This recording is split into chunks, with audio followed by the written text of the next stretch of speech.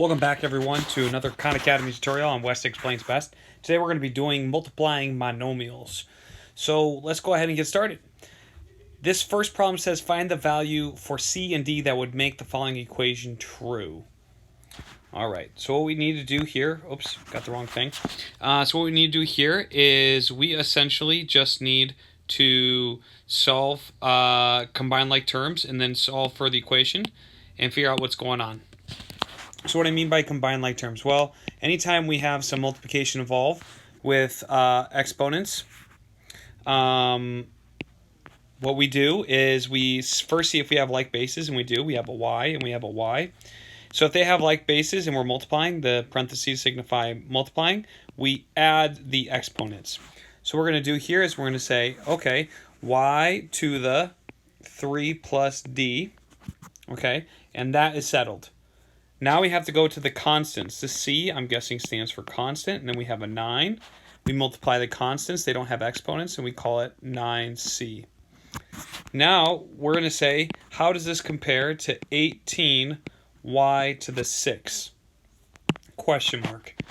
Well, what do we need to have happen with the exponents? We want these exponents to match. So right now, they're not matching. We have 3 plus d and 6. So we want 3 plus d to equal 6. Because if this is an equal sign right here, then we know that it has to be equal on both sides of the equal sign, which means the exponents need to be the same and the constants need to be the same. With all the same variables, everything. Okay? So we're just going to solve for d first. We subtract 3 from both sides, and we get d equals 3. So we're going to put in 3 there in a second. Now we need to think, okay, what do we multiply 9 by to get 18? Because these terms need to match. The constants need to match. So we say 9c needs to equal 18. We divide by 9, and we get c equals 2. So it's 2 and 3. 2 and 3. So this isn't your typical problem. This is not something you normally see on a test, but I kind of like it because it forces you to think outside the box a little bit. Express the area of a rectangle with length 11y to the 4th and width y squared as a monomial. That means one term, one term, okay? So let's write our rectangle. Let's draw an example. We have 11y to the 4th. Let's call that the long side. And then we have y squared. Let's call that the short side. Okay, so to find the area of a rectangle, you do the length times the width. And we're supposed to express the area. So all we need to do is we need to do y squared. The area equals y squared times 11y to the 4th. We're going to see if we have like bases. We do. We have a y squared and y to the 4th. So we're going to say that that's y to the, and now we add exponents.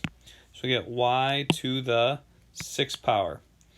The constant out in front, right here, 11, is multiplied by, there's nothing else to multiply, so 11y to the 6th would be the area of this guy. 11y to the 6. Check the answer.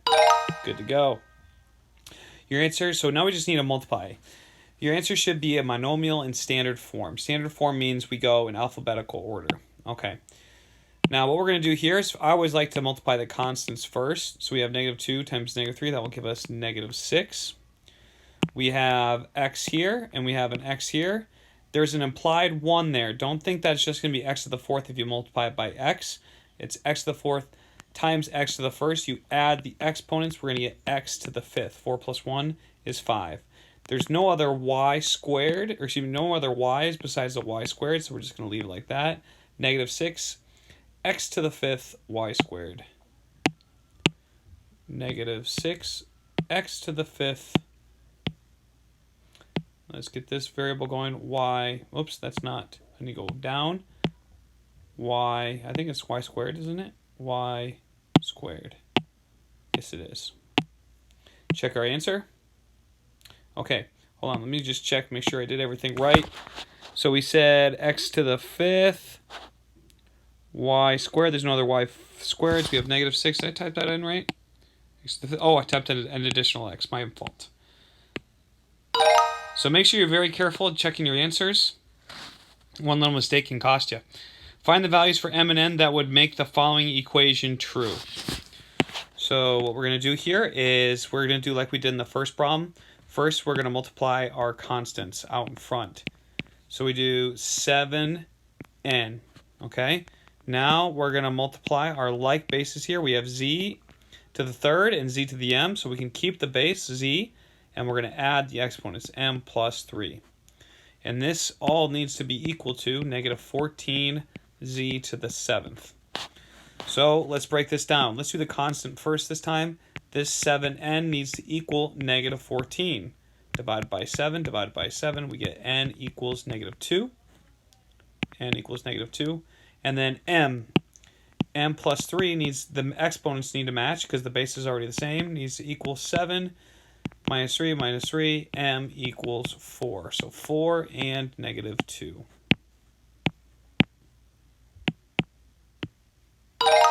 And there you have it. Just be careful when you type in your answers. Hopefully you guys will get the 100%, and I hope to see you next time on West Explains Best.